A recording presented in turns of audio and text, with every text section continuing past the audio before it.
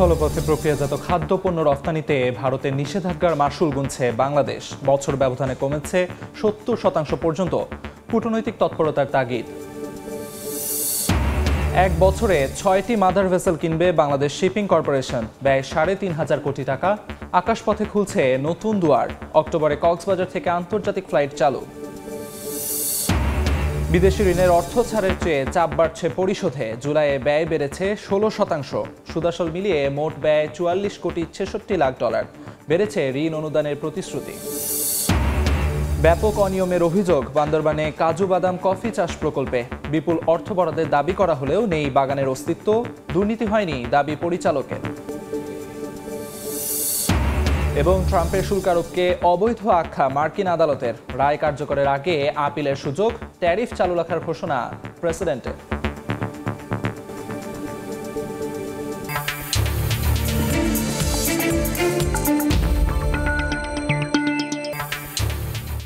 দেখছিলেন শিরোনাম। আমন্ত্রণ জানাচ্ছি দেশ ও দেশের বাইরের অর্থ বাণিজ্যের নানা খবর নিয়ে আমাদের নিয়মিত আয়োজন এ সময়ের বাণিজ্যে। আপনাদের সঙ্গে আছি আমি আমিরুল ইসলাম। স্থলপথে বাংলাদেশি প্রক্রিয়াজাত খাদ্যপণ্য রফতানিতে ভারতীয় নিষেধাজ্ঞার মাশুল গুনছেন ব্যবসায়ীরা। তাদের দাবি, বছর ব্যবধানে 7 রাজ্য সহ দেশটির বাজারে প্রক্রিয়াজাত খাদ্যপণ্যের রফতানি কমেছে ৭০% পর্যন্ত। ইপিবি বলছে, শুধু ভারতে নয়, গেল অর্থ বছরে বিশ্ববাজারে এ খাতের রফতানি কমেছে 14%। ক্রমবর্ধমান আন্তর্জাতিক বাজারে বাংলাদেশি পণ্যের হিস্যা বাড়াতে তাই রাজনৈতিক স্থিতিশীলতা নিশ্চিতের তাগিদ বিশেষজ্ঞদের। MS আরিফিনের রিপোর্ট। আটা থেকে তৈরি নুডলস কিংবা আলুর চিপস, ফলের জুস, জ্যাম, জেলি অথবা চালের গুঁড়া থেকে তৈরি নানা পদের মুখরোচক খাবার। এসব পণ্য তৈরিতে যেমন শিল্প খাতে বাড়ছে কর্মসংস্থান, তেমনি বাড়ছে প্রান্তিক মানুষের আয়ের সুযোগ। এরই মধ্যে বাংলাদেশে প্রক্রিয়াজাত খাদ্যপণ্যের অভ্যন্তরীণ বাজার ছাড়িয়েছে $৮০০ কোটি। স্থানীয় চাহিদা মেটানোর পাশাপাশি যাচ্ছে বিশ্ববাজারেও। মার্কিন বৈদেশিক কৃষি বিভাগ এমন তথ্য দিলেও হতাশার খবর দিচ্ছে রপ্তানি উন্নয়ন ব্যুরো ইপিবি। সংস্থাটির পরিসংখ্যান, গেল নভেম্বর থেকে মন্দার কবলে পড়েছে প্রক্রিয়াজাত শুকনো খাবারের রপ্তানি আয়। অর্থ বছর শেষে কমেছে 14%-এর বেশি। আর চলতি বছরের জানুয়ারি থেকে কমছে মশলা জাতীয় পণ্যের রপ্তানি আয়। নেতিবাচক প্রবৃদ্ধি নিয়েই শেষ করেছে অর্থ বছর। মন্দা কাটেনি চলতি অর্থ বছরের শুরুতেও। গভর্নমেন্ট নতুনভাবে কিন্তু কিছু প্রোডাক্টের ডিউটি স্ট্রাকচার রিভিউ করেছে। রপ্তানিকারকরা বলছেন, দেশে উৎপাদিত প্রক্রিয়াজাত শুকনো খাদ্যপণ্যের বড় বাজার আসাম, মণিপুর, ত্রিপুরা সহ বাংলাদেশ ঘেঁষা ভারতের 7 রাজ্য। গেল 17 মে থেকে ভোমরা ছাড়া অন্য স্থলবন্দর দিয়ে প্রক্রিয়াজাত খাদ্য রপ্তানিতে ভারতীয় নিষেধাজ্ঞা থাকায় বিশ্ববাজারে হোঁচট খেয়েছেন তারা। পোর্টগুলো যেগুলো আমরা ব্যবহার করে রপ্তানি করতাম, যেটা আমাদের কান্ট্রি থেকে ইজি অ্যাক্সেস ছিল, মেইনল্যান্ড ইন্ডিয়া থেকে চ্যালেঞ্জিং ছিল, বাট এখন ওই রপ্তানিটা আর হচ্ছে না। ফলে ইন্ডিয়াতে আমাদের এক্সপোর্ট ভলিউমটা কিন্তু 70% ড্রপ করে 30% লেভেলে চলে আসছে। বহুমুখী পণ্যের রপ্তানি বাজার সম্প্রসারণে কূটনৈতিক তৎপরতা জোরদারের পাশাপাশি রাজনৈতিক স্থিতিশীলতা নিশ্চিত করার পরামর্শ অর্থনীতিবিদদের। একটি গণতান্ত্রিক উত্তরণ হলে, নির্বাচিত সরকার আসলে, তখন হয়তো ধীরে ধীরে আলোচনা শুরু হলে এই উভয় দেশের ভিতরে স্থলবন্দর কেন্দ্রিক বাণিজ্য আস্তে আস্তে করে হলেও হয়তো সহজতর হতে পারে। তার আগ পর্যন্ত হয়তো উভয় দেশের ভিতরে স্থলবন্দর কেন্দ্রিক যে পণ্য চলাচল, এটা তুলনামূলকভাবে কিছুটা কম হবে, এটা ধরে নেওয়া যায়। বৈচিত্র্যময় পণ্য সম্ভার তৈরির পাশাপাশি একক দেশ নির্ভর রপ্তানি বাজার থেকে বের হয়ে আসারও তাগিদ তাদের। MS আরিফিন, সময় সংবাদ, ঢাকা। দর্শক, প্রতিবেদনটি দেখছিলাম। এ বিষয়ে আলোচনার জন্য আমাদের সঙ্গে স্টুডিওতে উপস্থিত হয়েছেন বাংলাদেশ অ্যাগ্রো প্রসেসর্স অ্যাসোসিয়েশন বাপার সভাপতি মোহাম্মদ আবুল হাশেম। এ সময় বাণিজ্যে আপনাকে স্বাগতম। ধন্যবাদ। আমরা যেমনটি প্রতিবেদনে দেখছিলাম, প্রক্রিয়াজাত খাদ্যপণ্যে ভারতীয় নিষেধাজ্ঞা, রফতানিতে ভারতীয় যে নিষেধাজ্ঞা, তার কারণে 70% পর্যন্ত আয় কমে যাবে। এবং সব কিছু মিলিয়ে এই যে খাতটি, প্রক্রিয়াজাত বাজার, খাদ্য বাজারজাতকরণ, এই খাতে অভ্যন্তরীণ বাজার কিংবা রফতানি বাজার কিংবা কর্মসংস্থান তৈরিতে বাংলাদেশের সম্ভাবনা আসলে কতখানি দেখছেন? ধন্যবাদ আপনাকে। আজকে বাপাকে নিয়ে, বাংলাদেশ অ্যাগ্রো প্রসেসর নিয়ে আলোচনার জন্য আপনি যে আয়োজন করেছেন, আমরা সময় টিভিকে ধন্যবাদ জানাই এবং আমাদের দর্শকদেরকেও ধন্যবাদ জানাই। আসলে বাংলাদেশের ফুড সেক্টরের অনেক সম্ভাবনাময় একটা খাত, কারণ আমাদের দেশটা হলো, আমরা বলি অ্যাগ্রো বেস কান্ট্রি, কিন্তু বাস্তবে আমরা সেটাকে রূপ দিতে পারতেছি না বিভিন্ন প্রতিবন্ধকতার কারণে। আপনার মানুষ যখন আসে, খাদ্য লাগবে। আমাদের দেশে পপুলেশন বাড়তেছে, খাদ্যের ডিমান্ড বাড়তেছে, বিশ্ববাজারে তদ্রূপ। এবং বাংলাদেশ থেকে এখন 145টা কান্ট্রিতে মাল এক্সপোর্ট হয়। আমরা 1 বিলিয়ন পর্যন্ত আমরা ক্রস করছিলাম এই খাতে এক্সপোর্ট, কিন্তু ইদানিং আমাদের অনেকটা ডাউনে চলে আসছে। রিসেন্টলি আমরা বড় ধাক্কা খেয়েছি ইন্ডিয়াতে এক্সপোর্ট বন্ধ হওয়ার কারণে। একটা বড় পোর্শন ইন্ডিয়াতে যায় এবং আমাদের বাংলাদেশের অনেক কোম্পানির সেখানে ফিল্ড ফোর্স আছে, 17 লোক কাজ করতেছে। আমার কোম্পানিতেই প্রায় এখন 200-র উপরে লোক সেখানে কাজ করে। তো এমনিভাবে বাংলাদেশে যেহেতু এটা আমাদের নদীপথ ছাড়াই বাই রোডে মালটা যায়, যার কারণে এখানে কস্টিং কম হয়, আমাদের ইন্ডিয়াতে এক্সপোর্ট করতে সুবিধা। আপনি যেমনটি বললেন, এই জায়গায় যদি ছোট করে একটু প্রশ্ন করি আমি, এই যে খাতটি নিয়ে আপনি বললেন সম্ভাবনাময় খাত, কিন্তু যথার্থ রূপটি আমরা দিতে পারছি না, বেশ কিছু চ্যালেঞ্জ এখানে থাকতে পারে বা প্রতিবন্ধকতা থাকতে পারে। কি কি চ্যালেঞ্জের সম্মুখীন আপনারা হচ্ছেন যদি ছোট করে একটু আমাকে জানাতেন। আমরা এই মুহূর্তে যেটা চ্যালেঞ্জে ফেস করতেছি সেটা হলো আমাদের এই সেক্টরে ইনসেন্টিভ ছিল 20%, সেখান থেকে এই বছর সেটা নেমে আসছে 10%-এ গত জানুয়ারি থেকে। তো 10% কমাতে আমাদের বিশ্ববাজারে আমাদের কস্টিং নিয়ে খুব সমস্যা। আপনার ধরেন ইম্পোর্টের যে সমস্ত আইটেম ইম্পোর্টেড সেগুলি কস্ট বাড়তেছে, যেগুলি লোকাল প্রকিউরমেন্ট আইটেম সেগুলিরও কস্ট বাড়তেছে। সবগুলো মিলে আমাদের কস্টিং বাড়তেছে, কিন্তু আমরা বিক্রিতে প্রাইস বাড়াতে পারি না। বায়ার যারা আছে, ইম্পোর্টার যারা আছে, তাদের কত দাম আরও কমাও। ইন্ডিয়া এবং প্রতিবেশী পাকিস্তান আছে, ইন্ডিয়া আছে, ফিলিপাইন আছে, ইন্দোনেশিয়া আছে, ওদের থেকে তোমাদের প্রাইস বেশি। আমাদের প্রেশার দিয়ে যে প্রাইস কমানোর জন্য ওদিকে আমাদের কস্ট বাড়তেছে। এবং এই প্রতিবন্ধকতাগুলো মোকাবেলা করা কিংবা এই বাধাগুলো উতরে যেতে আমাদের যে পদক্ষেপগুলো নেওয়া দরকার বা নেওয়া দরকার ছিল, সেগুলো নেওয়ার ক্ষেত্রে যথাযথ কর্তৃপক্ষের যথাযথ পদক্ষেপ কি আপনারা দেখছেন? না, আমরা গভর্নমেন্টের সাথে কয়েকটা ব্যাপারে প্রস্তাব দিয়েছি। আমরা চাইছিলাম যে আমাদেরকে বন্ড ফ্যাসিলিটি দেওয়ার জন্য, কিন্তু গভর্নমেন্টের সাথে এটা নিয়ে এখনও আলোচনা চলতেছে, এখনও কোনো চূড়ান্ত সিদ্ধান্ত হয়নি। যদি গভর্নমেন্ট আমাদের অ্যাটলিস্ট বন্ড ফ্যাসিলিটি দেয়, তাহলে আমরা অনেক দূর এগিয়ে যেতে পারবো, আমাদের কস্ট মিনিমাইজ করা সম্ভব হবে। প্লাস যদি এলডিসিতে যাইয়া গভর্নমেন্ট টোটালি অফ করে দেয় ইনসেন্টিভ, তখন তো আমাদের জন্য বড় রকমের ডিজাস্টার হবে। তখন বন্ড ছাড়া এবং গভর্নমেন্ট যদি আমাদেরকে আদার ওয়েতে সাপোর্ট না দেয়, তাহলে আমরা বিশ্ববাজারে টিকে থাকতে পারবো না। আপনারা ঠিক কি কি পদক্ষেপ নিচ্ছেন গভর্নমেন্টের সরকারের কাছ থেকে সেই সহযোগিতাটা পেতে? কি কি পদক্ষেপ নিচ্ছেন বলে দেখছেন? আমরা গভর্নমেন্ট কাছে যে বন্ড নিয়ে ফ্যাসিলিটিটা চাচ্ছিলাম, সেটা এখন আমাদের এই মুহূর্তে বড় দাবি যে আমাদেরকে বন্ড ফ্যাসিলিটি দেওয়া হোক, কারণ এটা লিমিটেড কয়েকটা ফ্যাক্টরি, যারা বড় বড় কয়েকটা ফ্যাক্টরি আছে তারা পাচ্ছে, আর নিচে যারা মিডিয়াম ক্যাটাগরি বা লো ক্যাটাগরি ওরা কেউ পাচ্ছে না বন্ড ফ্যাসিলিটি। তো সেক্ষেত্রে তাদেরকে সেই সুযোগটি দেওয়ার জন্য আমাদের কি কি পদক্ষেপ নেওয়া উচিত? আমরা এটা গভর্নমেন্টের উপর ডিপেন্ড করে, গভর্নমেন্ট যখনই চায় তখন দিতে পারে। আমরা তো বলছি আপনাদের কি কি টার্মস কন্ডিশন আছে বলেন, আমরা সেগুলি সব মেনটেন করব। বাট এটা যদি না দেন তাহলে আমরা সার্ভাইভ করতে পারবো না। আপনারা একদিকে বলেন এক্সপোর্ট বাড়াও, অন্যদিকে বলেন যে সুবিধা যখন দিতে চাই, যখন ফ্যাসিলিটি চাই তখন রপ্তানি খাতটি যেহেতু চলে আসছে এই জায়গায়, এই যে ভারতের নিষেধাজ্ঞার কথা আপনি উল্লেখ করলেন, আমরা প্রতিবেদনে দেখছিলাম ভারতীয় নিষেধাজ্ঞা আমাদের অর্থনৈতিক ক্ষেত্রে কিংবা বিশ্ববাজারেও আমাদের তার একটা প্রভাব পড়ছে। এই প্রভাবটি কাটিয়ে উঠতে আমাদের কি বিকল্প কোনো বাজার ধরা যায় কিনা, কিংবা কি কি পদক্ষেপ নেওয়া যেতে পারে এই ভারতের নিষেধাজ্ঞাটি কাটিয়ে ওঠার জন্য? আমরা তো বিভিন্ন কান্ট্রিতে চেষ্টা করতেছি।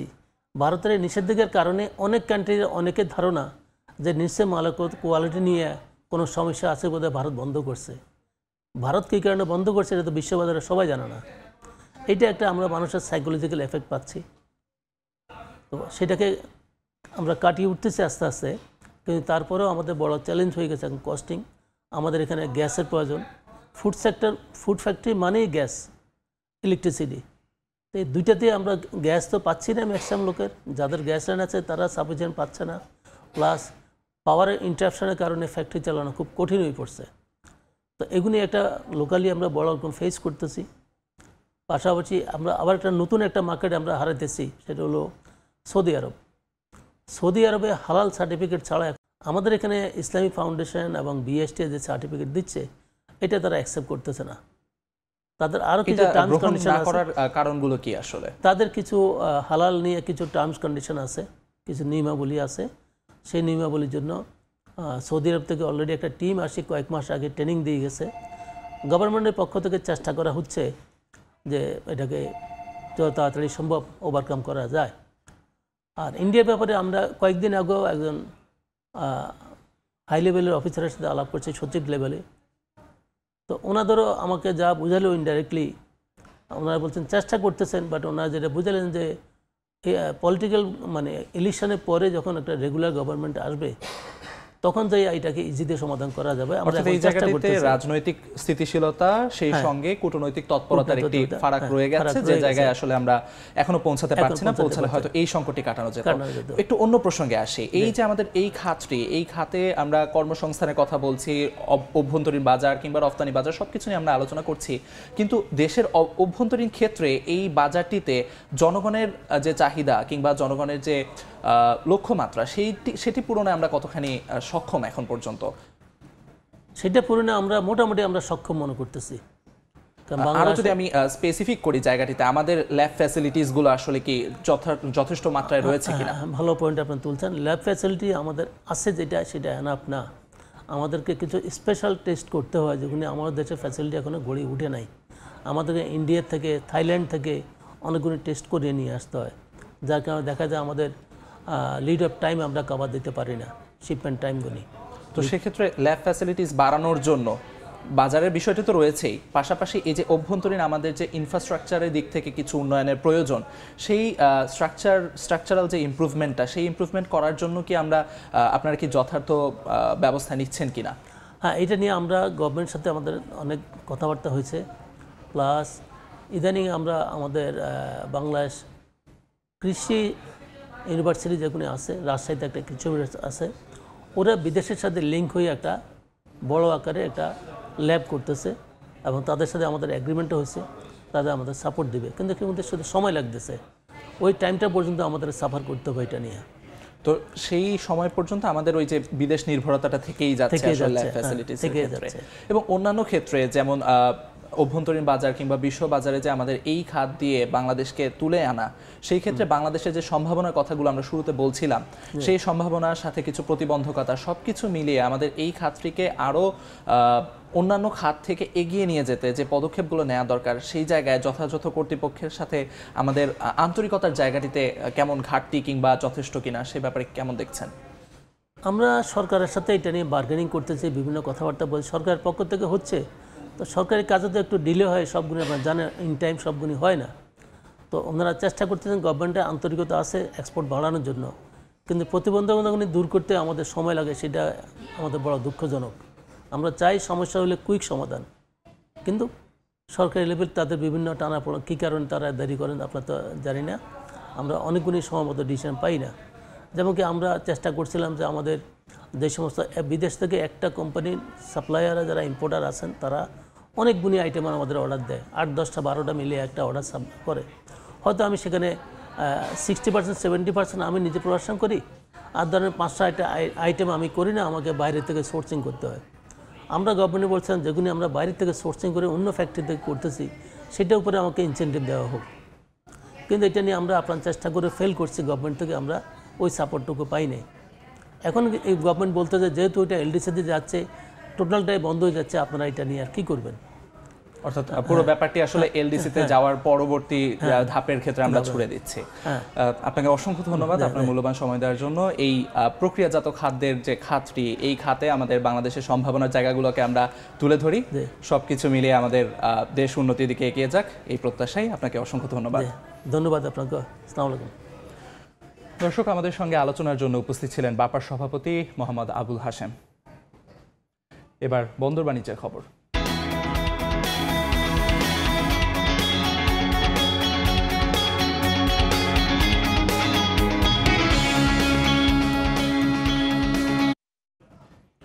এক বছরের মধ্যে 6টি মাদার ভেসেল কেনার পরিকল্পনা বাংলাদেশ শিপিং কর্পোরেশনের। ব্যয় হবে 3,500 কোটি টাকা। চলতি বছরেই যুক্ত হচ্ছে 950 কোটি টাকার নিজস্ব অর্থায়নে 2টি বাল্ক ক্যারিয়ার। তবে ব্যাপক চাহিদা থাকা সত্ত্বেও কন্টেইনারবাহী জাহাজ না কিনে G2G চুক্তিতে 2026 সালে চীন থেকে কেনা হবে আরও 2টি বাল্ক ক্যারিয়ার ও 2টি ওয়েল ট্যাঙ্কার। শাখা টিপুর ক্যামেরায় কমলদের রিপোর্ট। চীনের জিংজিয়াং প্রদেশের বিখ্যাত জাহাজ নির্মাতা প্রতিষ্ঠান নানায়াংয়ে তৈরি হচ্ছে বাংলাদেশ শিপিং কর্পোরেশনের জন্য 2টি বাল্ক ক্যারিয়ার।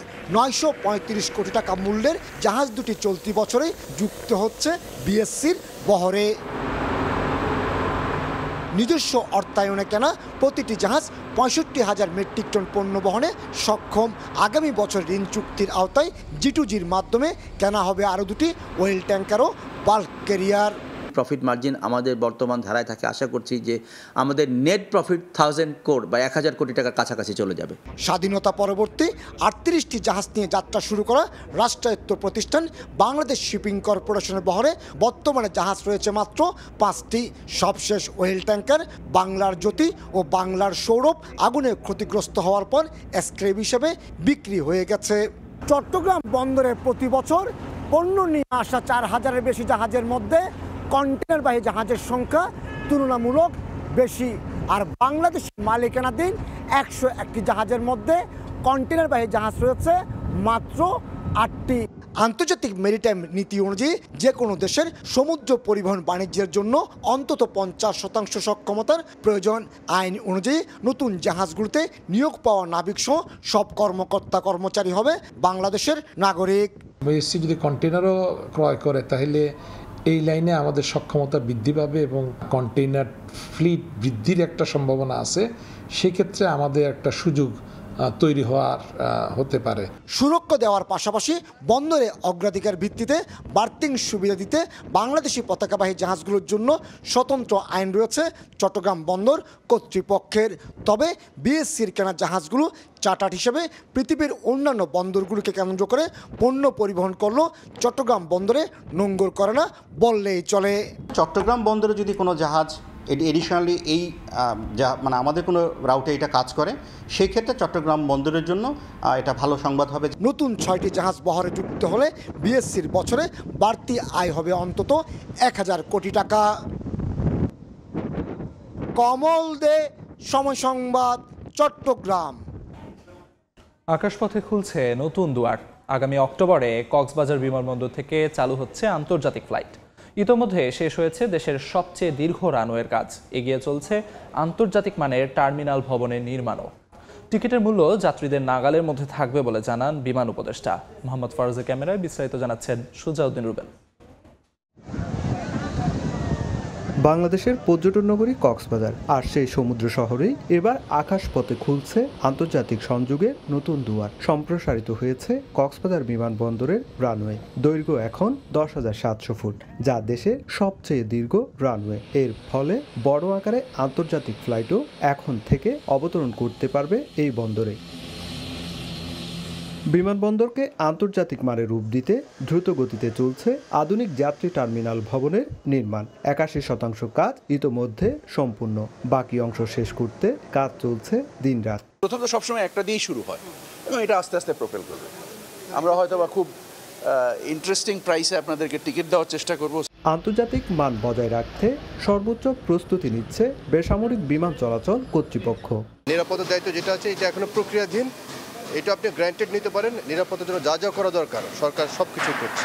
আন্তর্জাতিক ফ্লাইট চালু হলে বদলে যাবে কক্সবাজারের অর্থনৈতিক অবস্থা, আশা উদ্যোক্তা ও পর্যটন ব্যবসায়ীদের। আন্তর্জাতিক ফ্লাইট যদি চলাচল করে, আমরা যারা এয়ারপোর্টে ব্যবসায়ী রয়েছি সকলেই আমরা উপকৃত হব। ট্রানজিট ফ্লাইটগুলো কক্সবাজার হয়ে যাবে বিদেশে, ওইখানে রিফিলিংয়ের একটা বড় খাত আছে, ওইখান থেকে একটা ভালো ধরনের ফরেন কারেন্সি প্লাস আমাদের রেভিনিউ জেনারেট হবে। অন্যদিকে যেটা আমি বলি, কক্সবাজার আপনি দেখেন ম্যাক্সিমাম যারা মধ্যপ্রাচ্যে যারা থাকে, এদের জন্য একটা বড় একটা সুযোগ।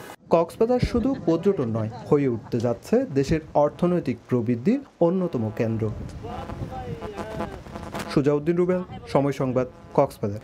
চলতি অর্থবছরের প্রথম মাস জুলাইয়ে বৈদেশিক ঋণ পরিশোধে ব্যয় বেড়েছে 16%।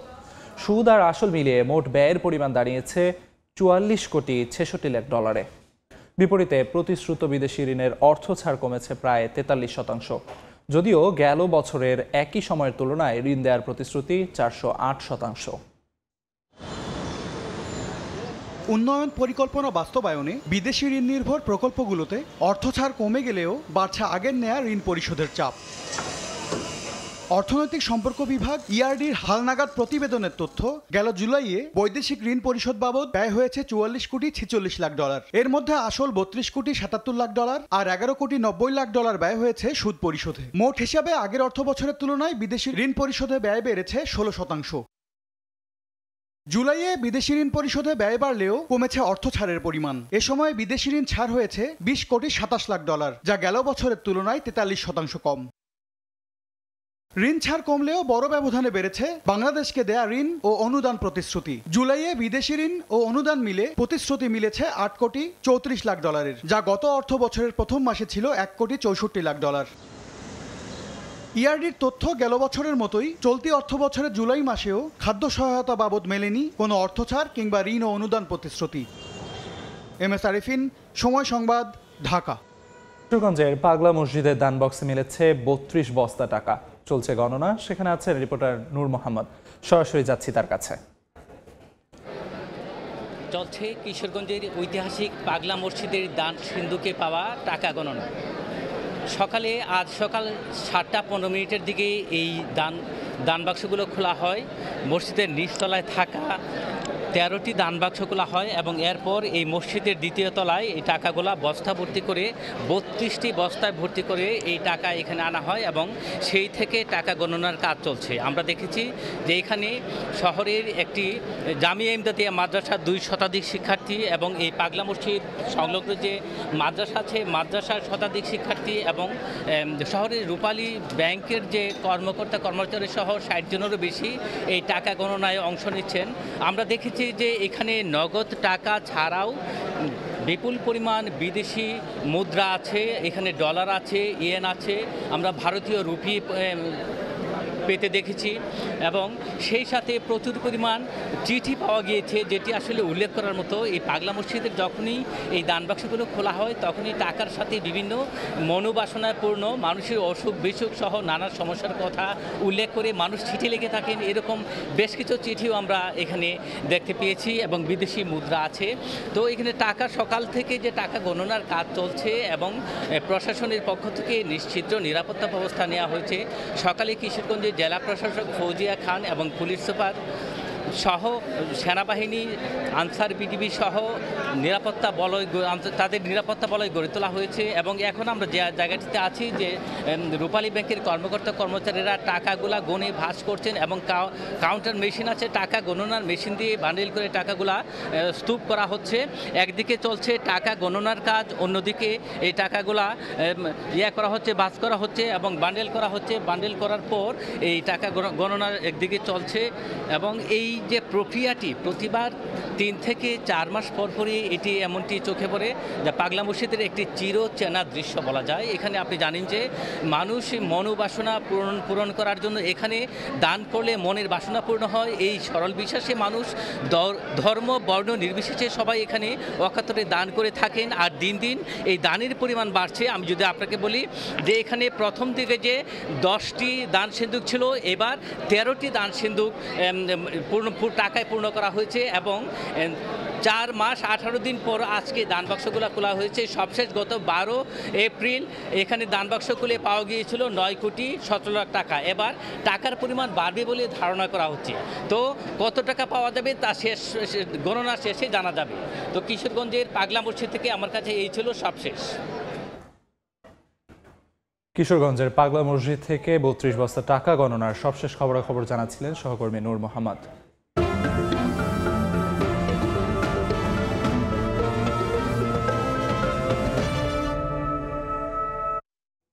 ব্যাপক অনিয়মের অভিযোগ উঠেছে বান্দরবানে চলমান কাজু বাদাম কফি চাষ প্রকল্পে। উন্নত চারা, বীজ, সার, কীটনাশক বিতরণ, বাগান তৈরি ও প্রশিক্ষণের জন্য বিপুল অর্থ বরাদ্দের দাবি করা হলেও মাঠ পর্যায়ে নেই কফি কাজু বাগানের অস্তিত্ব। অব্যবস্থাপনার কথা স্বীকার করলেও কোনো দুর্নীতি হয়নি বলে দাবি প্রকল্প পরিচালকের।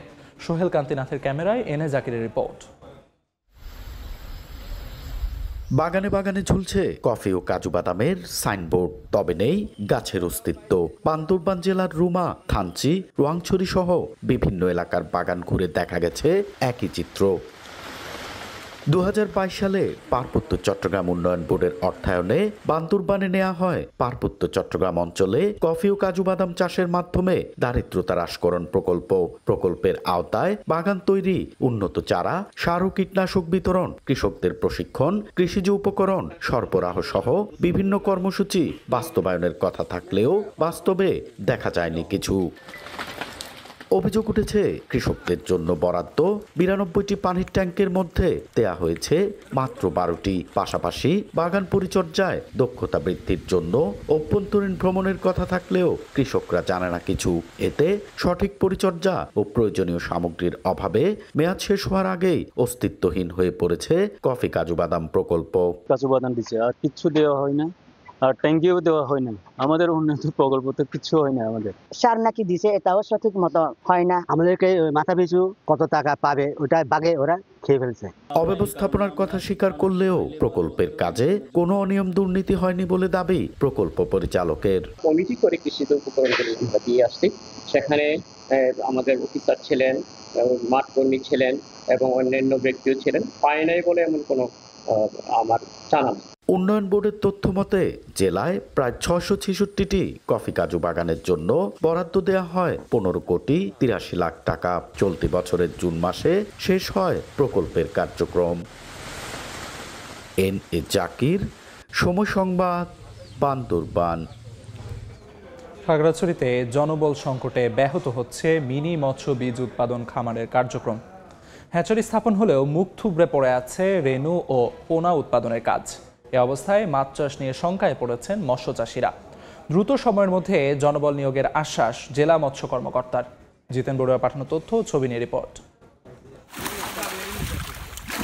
মৎস্য উৎস সৃষ্টি ও উৎপাদন বৃদ্ধি, আমিষের যোগান ও পাহাড়ি জীবনযাত্রার মান বৃদ্ধির লক্ষ্যে খাগড়াছড়িতে মিনি মৎস্য বীজ উৎপাদন খামার স্থাপন করা হয়। পার্বত্য চট্টগ্রাম অঞ্চলে মৎস্য চাষ উন্নয়ন ও সম্প্রসারণ প্রকল্পের আওতায় 2012 সালে শুরু হয় হ্যাচারি স্থাপনের কাজ। 12 কোটি টাকা ব্যয়ে নির্মিত হ্যাচারির নির্মাণ কাজ শেষ হয় 2017 সালে। তবে হ্যাচারি স্থাপনের 8 বছর পার হলেও স্থায়ী জনবল নিয়োগ দেয়নি মৎস্য অধিদপ্তর। অস্থায়ী শ্রমিক দিয়ে চলছে হ্যাচারির রেণু ও পোনা উৎপাদন কাজ। মৎস্য চাষীদের অভিযোগ, স্থায়ী জনবল নিয়োগ না হওয়ায় ব্যাহত হচ্ছে উৎপাদন কার্যক্রম। খাগড়াছড়ির যে চাহিদা, ওই চাহিদা মানে আমার মনে হয় ম্যাক্সিমাম ওনারা পূরণ করতে পারছে না। তাহলে এটা সম্প্রসারিত হলে ভালো হবে। রাত্রে ডিউটিতে নাইট গার্ড কেউ নাই, এখানে কষ্ট বেশি হয়। মাছ ধরা, রেণু ও পোনা উৎপাদনে হ্যাচারিতে দীর্ঘদিন ধরে অস্থায়ী ভিত্তিতে কাজ করছে 6 শ্রমিক। স্থায়ী পদে নিয়োগ দেওয়ার দাবি করছেন তারা।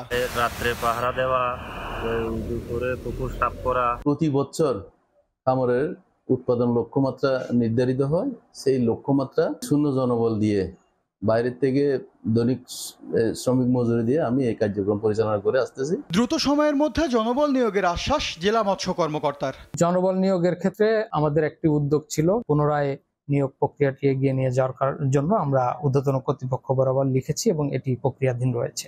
খাগড়াছড়ি মিনি মৎস্য হ্যাচারি থেকে বছরে 30 লাখ রেণু ও 1 লাখ পোনা উৎপাদনের লক্ষ্যমাত্রা নির্ধারণ করা হয়েছে। সময় সংবাদ, খাগড়া। দেখছেন এই সময়ের বাণিজ্য। চলতি বছরের জুনে শেষ হওয়ার কথা ছিল চাঁদপুর লঞ্চ টার্মিনাল নির্মাণ কাজ, কিন্তু হয়েছে মাত্র 30 ভাগ কাজ। রাজনৈতিক পট পরিবর্তনে 100 কোটি টাকার কাজ অসমাপ্ত রেখেই লাপাত্তা ঠিকাদার। টার্মিনাল না থাকায় ভোগান্তির শিকার হচ্ছেন যাত্রীসহ সংশ্লিষ্টরা। তবে নতুন করে ঠিকাদার নিয়োগ দিয়ে দ্রুত কাজ শেষ করার আশ্বাস কর্তৃপক্ষের। নাইমুল ইসলাম নীরবের ক্যামেরায় ফারুক আহমদের রিপোর্ট। দেশের অন্যতম নদীবন্দর চাঁদপুর বন্দরের সঙ্গে রাজধানী ঢাকা, নারায়ণগঞ্জ সহ দেশের বিভিন্ন স্থানের নৌপথ রয়েছে। দিনরাত চলে অসংখ্য যাত্রীবাহী লঞ্চ।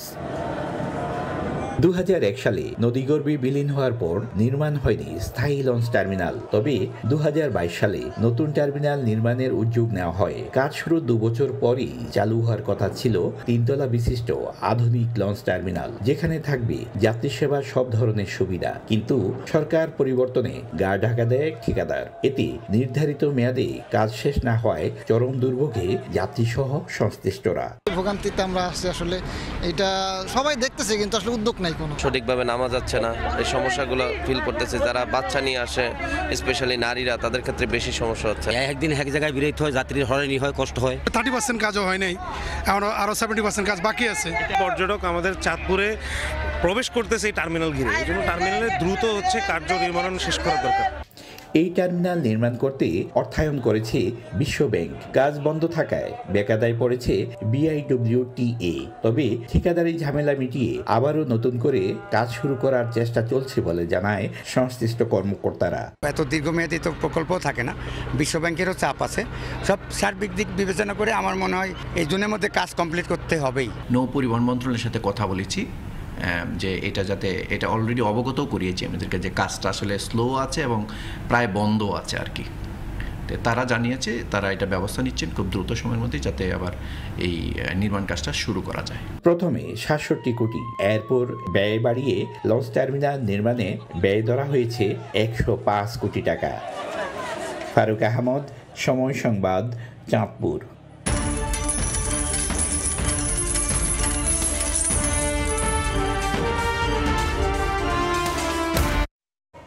চাহিদা বাড়ার পূর্বাভাসকে সামনে রেখে বিশ্ববাজারে বাড়ছে গমের দাম, পাশাপাশি বেড়েছে চাল ও ভুট্টার দামও। বিপরীতে কমেছে বার্লির দাম। চাহিদা বাড়ার সম্ভাবনাকে সামনে রেখে বিশ্ববাজারে বাড়ছে গমের দাম। শুক্রবার এই দানাদার খাদ্যের দাম ১.22% বেড়ে বুশেল প্রতি $516 দাঁড়িয়েছে।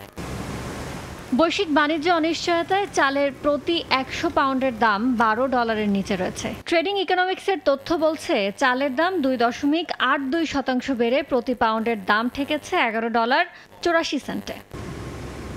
একইভাবে ভালো উৎপাদন ও চাহিদা বাড়ার পূর্বাভাসকে সামনে রেখে ঊর্ধ্বমুখী ভুট্টার দামও। শুক্রবার ভুট্টার দাম 3.12% বেড়ে বুশেল প্রতি $397 দাঁড়িয়েছে। বিপরীতে কমেছে বার্লির দামও। প্রতি টনের দাম 1% কমে $2,336 নেমেছে। ইয়ানুর শিফাত, সময় সংবাদ। বাণিজ্য। মার্কিন প্রেসিডেন্ট ডোনাল্ড ট্রাম্পের আরোপিত অধিকাংশ শুল্ক অবৈধ বলে রায় দিয়েছে যুক্তরাষ্ট্রের একটি আপিল আদালত। রায় কার্যকর হওয়ার আগে ট্রাম্প প্রশাসনকে আপিল করার সুযোগ দেওয়া হয়েছে।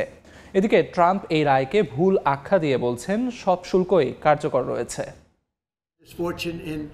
মার্কিন ফেডারেল সার্কিট কোর্ট অফ আপিলস ৭-৪ ভোটে রায় দিয়েছেন মার্কিন প্রেসিডেন্ট ডোনাল্ড ট্রাম্পের আরোপিত বেশিরভাগ শুল্ক আইনের সঙ্গে সাংঘর্ষিক। আদালত বলেছেন, আন্তর্জাতিক জরুরি অর্থনৈতিক ক্ষমতা আইন বা IEEPA প্রেসিডেন্টকে নানা পদক্ষেপ নেওয়ার সুযোগ দিলেও শুল্ক বা কর আরোপের এখতিয়ার সেখানে নেই। আদালতের রায়ে বলা হয়, শুল্ক আরোপ করা কংগ্রেসের মূল সাংবিধানিক ক্ষমতা এবং কোনো প্রেসিডেন্ট আইন পাশ ছাড়া এই ক্ষমতা প্রয়োগ করতে পারেন না। রায়ের ফলে ট্রাম্প ঘোষিত রেসিপ্রোকাল বা প্রতিশোধমূলক শুল্ক, যা চীন, মেক্সিকো ও কানাডা সহ বহু দেশের উপর আরোপ করা হয়েছিল, অবৈধ বলে গণ্য হবে। তবে এই রায় কার্যকর হবে আগামী 14 অক্টোবর থেকে, যাতে প্রশাসন সুপ্রিম কোর্টে আপিল করার সুযোগ পায়। রায়ের প্রতিক্রিয়ায় ট্রাম্প একে অত্যন্ত পক্ষপাতদুষ্ট সিদ্ধান্ত বলে মন্তব্য করেন। তার মতে, এই রায় বহাল থাকলে তা যুক্তরাষ্ট্রকে অর্থনৈতিকভাবে ধ্বংস করে দেবে। ট্রাম্প দাবি করেন, শুল্ক তুলে নেওয়া হলে দেশ দুর্বল হয়ে পড়বে আর প্রতিদ্বন্দ্বীরা যুক্তরাষ্ট্রকে চাপে ফেলতে সক্ষম হবে। তিনি আত্মবিশ্বাস প্রকাশ করেন যে সুপ্রিম কোর্টে এই রায় বাতিল হবে।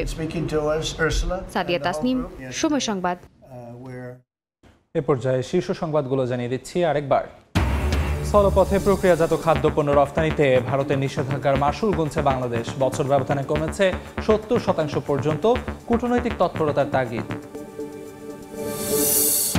1 বছরে 6টি মাদার ভেসেল কিনবে বাংলাদেশ শিপিং কর্পোরেশন। ব্যয় 3.5 কোটি টাকা। আকাশপথে খুলছে নতুন দুয়ার। অক্টোবরে কক্সবাজার থেকে আন্তর্জাতিক ফ্লাইট চালু। এবং বিদেশি ঋণের অর্থ ছাড়ের চেয়ে চাপ বাড়ছে পরিশোধে। জুলাইয়ে ব্যয় বেড়েছে 16%। সুদাসল মিলিয়ে মোট ব্যয় $44.66 কোটি। বেড়েছে ঋণ অনুদানের প্রতিশ্রুতি।